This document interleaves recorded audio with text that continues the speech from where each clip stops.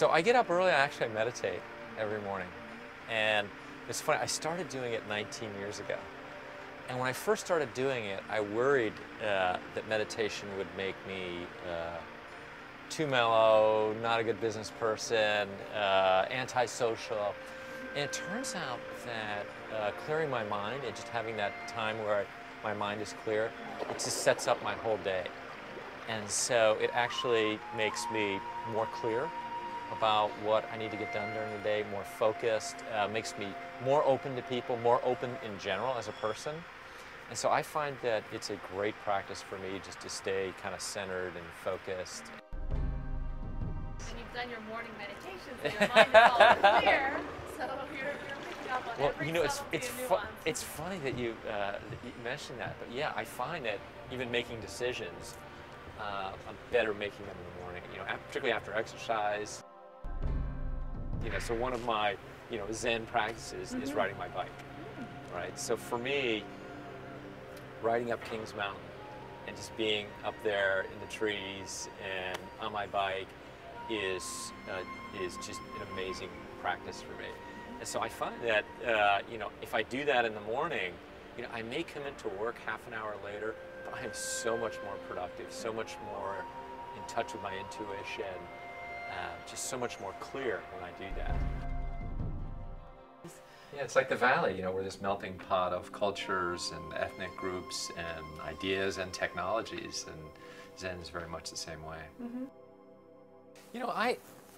I've always thought the role of simplicity in lots of things is really critical, from kind of strategy to product design to message and branding.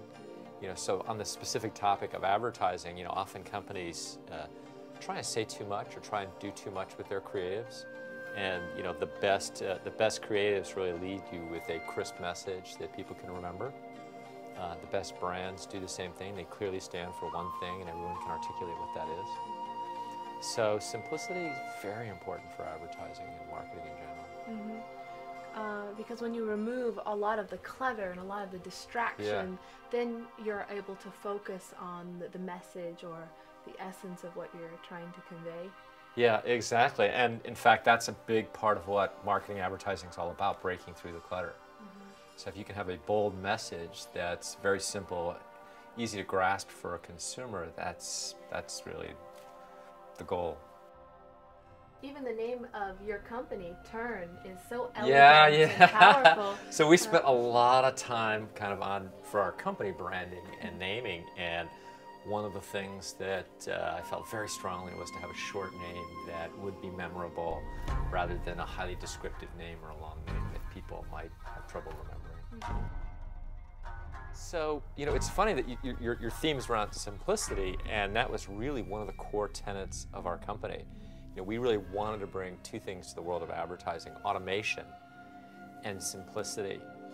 And what happened was, before we started the company, we went out and we talked to a lot of advertisers and publishers, and they all told us the same thing. They were just overwhelmed by the number of alternatives out there, and that most of the alternatives out there were doing just one thing.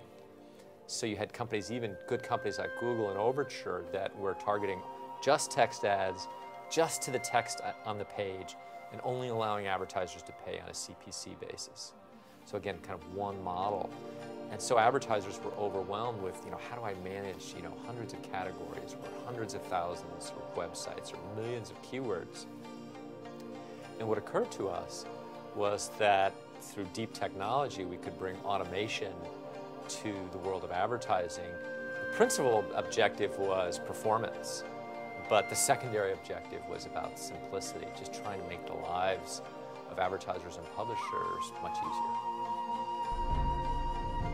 So one of the themes or Zen-like themes that we talk a lot in our company about is authenticity. And so obviously Zen is just a huge concept, right? But I think honesty and authenticity is a very important theme for our company in terms of our culture, how we communicate, and our product. One of the Zens of advertising is being authentic in your message, really delivering on your brand promise. I find that often less is more. So rather than having, 20 clear objectives for everybody every month, having 3 to 5, maybe 6 clear objectives that we know we're going to get done is much more important. I find it true with our advertisers. Less is more. Often, kind of fewer, better creatives are better than just kind of loading in every possible creative you might have. We found that focusing on really the top 250, top 500 advertisers and really servicing them and giving them the quality product and service they need was better than our initial approach of focusing on the long tail. Wow, that's a great question. Intuition for me is critical. It's one of the core things that I focus on. Trusting my intuition, not overthinking things. For me, where it's most true is around people. I think if you'd said what's the one thing that has allowed companies I've been with to be successful, there's no question it's the team, right? So I've learned to trust my intuition around people. Often I get together with someone for an interview, and after a couple minutes, typically I have a pretty strong intuition as to whether there's a good fit or not. And what I've learned both through success and through failure is to trust that intuition. You can convince yourself, well, yeah, I'm not so sure about this person, but she or he, the references were this, and the other people are saying that. And I've learned over time that if your intuition's telling you something, that to trust that and to not overanalyze things. And there also you have another aspect of Zen, which is being in harmony with nature. Yeah. I know you also take your company on retreats where they can be close to the ocean and to the trees. Exactly. We do our quarterly Get the company offsites. feeling Exactly. in a Zen mode, right? That's a big thing. Even our offices. I think having some companies take the cheapest offices they can find, and for me, having an office with the right feel is part of the whole culture of your team and culture of your company. Yeah, and in your offices you have these beautiful windows, and there's a lot of space. Exactly. I think that one of the things that's really... We're out by the bay and all that good stuff. Yeah. I think that one of the important things in Zen or in sumie, in the brush painting, is not to crowd the space, not to layer lots of things on, because when you give a brushstroke space to unfold, or when you give an idea room, then it can really move. It's not just closed in. It's funny you say that. I even like when we have our staff meeting, or particularly when we have an offsite, I always like to be in a slightly bigger room.